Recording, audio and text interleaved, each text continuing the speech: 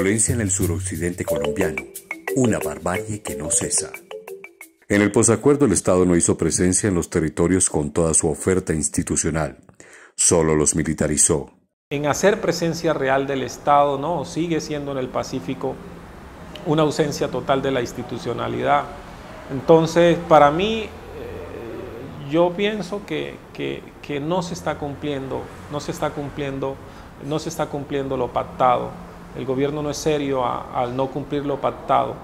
Pienso que no le interesa, que a veces le deja más rédito. Hay políticas y hay gobiernos a los cuales les parece más rentable la guerra que la paz y viven de eso. El vacío que ha producido la salida de las FARC en términos militares, políticos y económicos de toda esta región, la incursión, emergencia y desarrollo de organizaciones criminales de todas las denominaciones en Tumaco, en varias partes de la región, y al vacío institucional, la falta de respuesta institucional, parece ser que la hiperespecialización de la política de seguridad en esta zona para perseguir a las FARC como actor, deja sin política aparentemente al Estado colombiano en general para poder responder a los nuevos actores.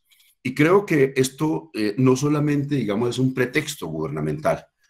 Creo que la persecución a las FARC contribuía muy notablemente a la narrativa gubernamental, al discurso, a la retórica que le permitía, digamos, explicar la lucha contra el narcotráfico, contra el terrorismo simultáneamente, y daba sustento teórico a la política de seguridad democrática. Al suroccidente colombiano, el manejo del orden público se lo dejaron a las mafias de la droga y las mafias de la minería ilegal. Y entonces esa institucionalidad, tanto la institucionalidad de la fuerza pública como la institucionalidad civil, se han vuelto en notarios del conflicto armado. Entonces, masacre, van y hacen un consejo de seguridad, aumentan las recompensas como si estuviéramos en el lejano oeste y aumentan el pie de fuerza. Nosotros tenemos 7.600 hombres en el departamento del Cauca y los grupos armados ilegales y los sicarios recorren los campos sin ningún problema. Por ejemplo, dice el gobierno, el enemigo es el narcotráfico. Pero la ineficacia, la inefectividad en el ataque al narcotráfico plantea muchos interrogantes. Dice, el enemigo es el narcotráfico, pero la estrategia central es el control de los territorios para la seguridad inversionista. Ese es el eje. Y entonces, en materia de narcotráfico, lo que hacen es declarar la guerra a los campesinos, con erradicación forzada y con anuncio de fumigaciones. La mitad de 1.400.000 habitantes, 700.000 habitantes en el departamento del Cauca están en la pobreza.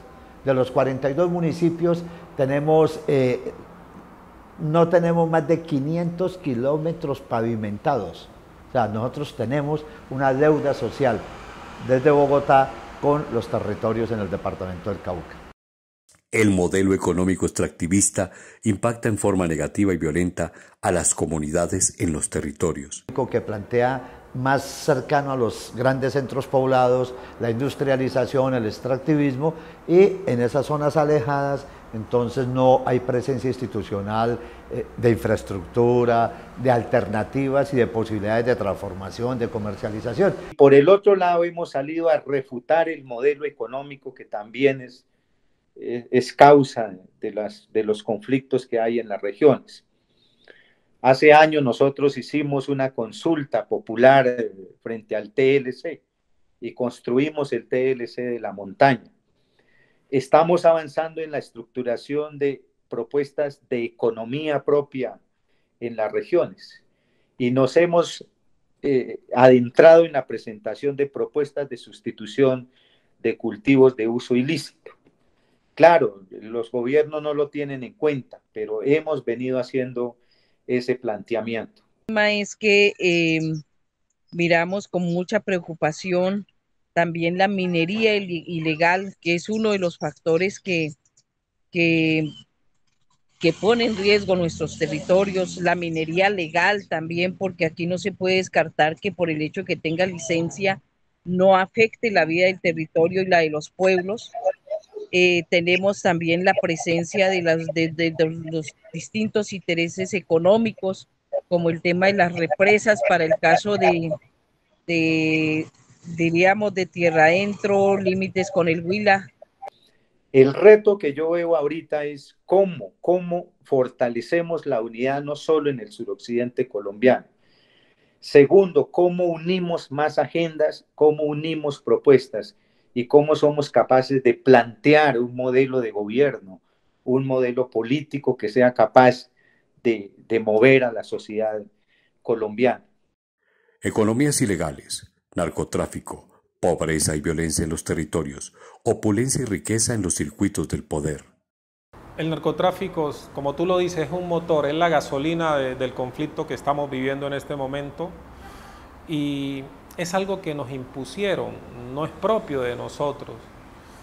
Lo que yo veo que es quizás paradójico es que se esté combatiendo la mata de coca y no el clorhidrato de cocaína, ¿sí? Uno sabe que se hagan las incautaciones aquí, que los muertos los pongamos nosotros, pero cuando uno tiene la posibilidad de salir del país se da cuenta que es una política ambigua la que estamos viviendo aquí, porque se accede en Europa, en Estados Unidos, se accede tan fácilmente al consumo y a la compra de estupefacientes, es decir, y los controles los estamos efectuando aquí nosotros. Por ejemplo, se está haciendo énfasis sobre fumigar con glifosato los cultivos, pero los opiáceos en Estados Unidos no se fumigan, no se cortan, no se erradican. Entonces, yo pienso que ha faltado, es decir, tomar las cosas, llamar a las cosas por su nombre y dejar de tener una política tan ambigua como la que se está teniendo con nosotros. El gobierno identifica grupitos armados como blanco. Vamos a acabar con Majin Buu, vamos a acabar con el grupo de La Patiño, la Dagoberto Ramos, y hacen una lista permanentemente de grupitos armados, como si ese fuera el problema. Esos grupos armados son la expresión visible, violenta, de unas estructuras macrocriminales que tienen sus elementos determinantes en los poderes económicos y políticos que los han sustentado y que los siguen sustentando y que son los que más se benefician. El que más se beneficia no es el señor Dagoberto Ramos, que lo haya sustituido porque ese está difunto. El Majin Buu, esos son unos chichipatos, ¿no? Los capos están en Cali, los capos están en Medellín, en Pereira, en Bogotá, están haciendo los negocios con el señor Fantasma, con el Oñeñe, con todos esos son los capos que se sientan en el Congreso de la República respaldado por camarillas regionales de clientela y que tienen herencias y que formaron parte de todo el complejo paramilitar, los lavadores de activos, esos son los capos, los que concentran esos 10.000 millones de dólares que han entrado anualmente a Colombia. Pero el narcotráfico es un problema cuando gobierna, sobre todo cuando gobierna. Y desde el primer día del 7 de agosto del 2018, la invitación a Ñeñe Hernández y todo lo que se derivó de ahí, más la relación de la propia vicepresidenta con el Memo Fantasma y todo lo que hemos conocido, y la aglutinación de los 19 clanes que muy bien describió León en su último libro, a propósito de quiénes son los que controlan el territorio, es la explicación para que haya esa desmembración del orden público y hoy haya esa matanza en manos de organizaciones criminales que han reemplazado el Estado, no solo en las zonas que dejó las FARC, sino en todo el territorio de una u otra manera. Porque como varios analistas lo han dicho, para solucionar el tema del narcotráfico tenemos que ir dando pasos. ¿Qué hacemos en el ya? Y en el ya, lo único que puede empezar a golpear el narcotráfico es poner en marcha el punto número 4 de los acuerdos de paz. En el mediano plazo tenemos que ser capaces de fortalecer economías propias para contrarrestar la acción ilegal. Y en el mediano y casi largo plazos, avanzar en iniciativas de legalización del tema de drogas en Colombia. Tenemos que ir avanzando en esas peleas poco a poco para que nuestra organización, nuestros territorios, nuestros procesos se puedan mantener avantes. la reconfiguración del control territorial por actores armados luego de la firma del Acuerdo de Paz de 2016. ¿No? Hay una suerte de repertorio de distintos actores políticos locales y de distintos grupos criminales y distintas modalidades o expresiones de economías ilegales que hacen que en un afán autoritario se pretenda limpiar los territorios de elementos o de individuos incómodos o de organizaciones o de comunidades que se oponen a proyectos de minería o que se oponen a los programas de sustitución forzosa de los cultivos o que pugnan por programas de sustitución de cultivos de uso ilícito o que defienden causas ambientales, etcétera, etcétera. Es que el paramilitarismo, digamos, no es algo tangible ya. Fue tangible en los 90, ¿cierto? Eran estructuras armadas con infraestructura física y de guerra, con nexos comprobados con parte de la fuerza pública. Hoy día es un concepto que lo puede aplicar cualquier gobernante, cualquier dueño de una mafia, ¿cierto? Y encuentra el caldo de cultivo ahí cerca. Sí, en un momento hubo crecimiento de muchos actores armados, en el momento del vacío. Empezaron a crearse nuevos grupos y a aparecer nuevos grupos. Luego se está dando en este momento como una estabilización del territorio para que se imperen uno o dos grupos, ¿sí? Pero lo que se ha mirado evidentemente es que no hay una política decidida para combatir esos actores armados. Se incrementaron las amenazas y los asesinatos y las masacres. Esto básicamente podríamos decir que está concentrado en el departamento del Cauca, como también la región del Nariño, específicamente en Tumaco, en Barbacoas, para los pueblos indígenas Aguá, los Pastos.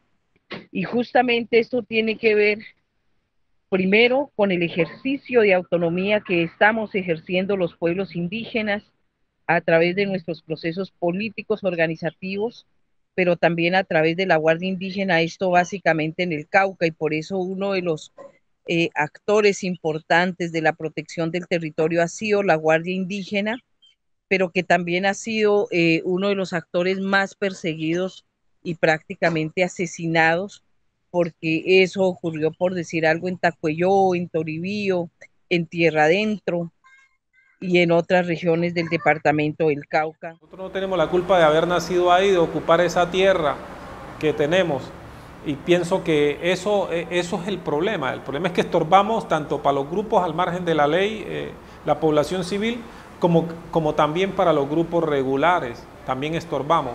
Entonces estar en una zona privilegiada estratégicamente, eso nos genera este problema que estamos viviendo.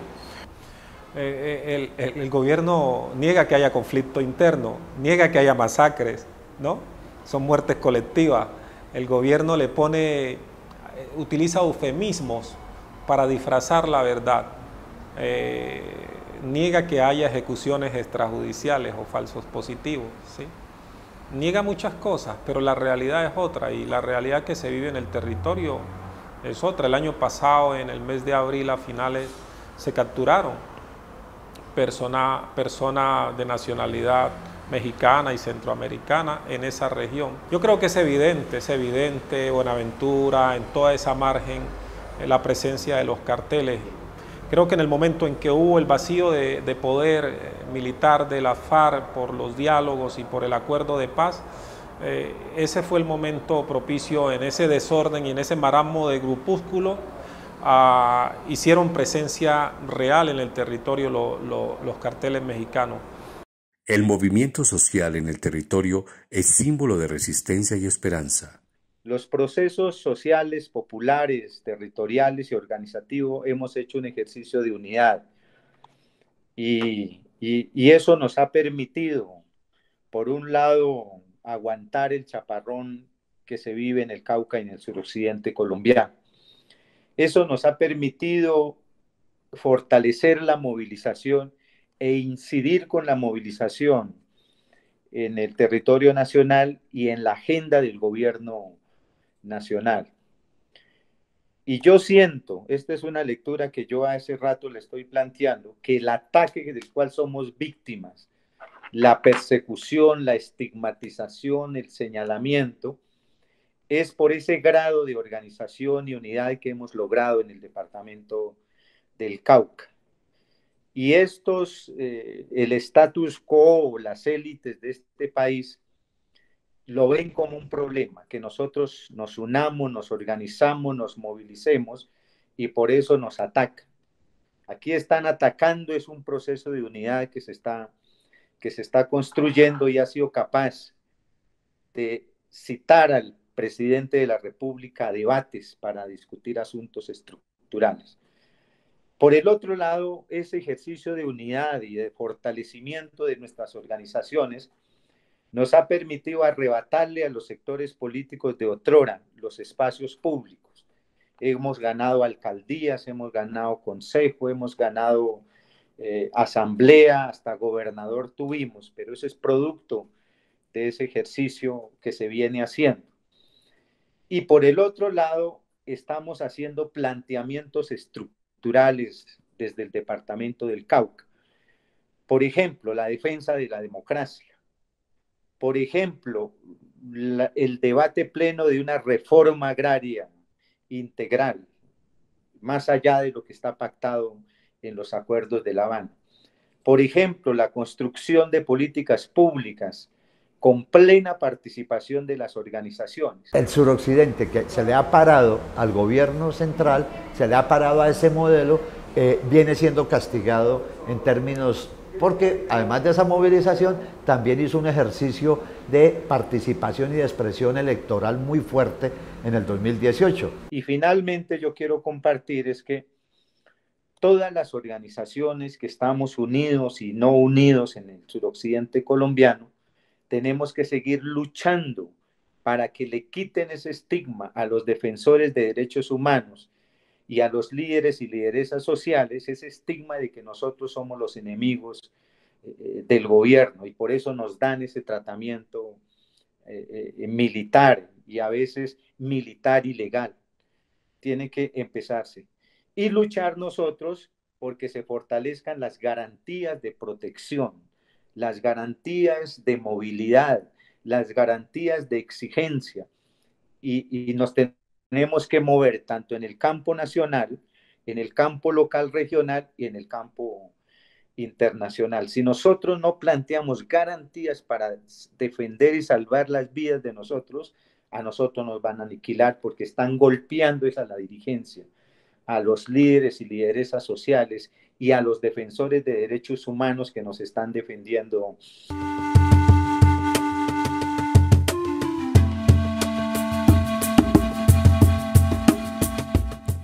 Causas estructurales de la violencia política en el suroccidente colombiano, Valle del Cauca, Cauca y Nariño, y nuevos fenómenos del conflicto armado en el posacuerdo de paz.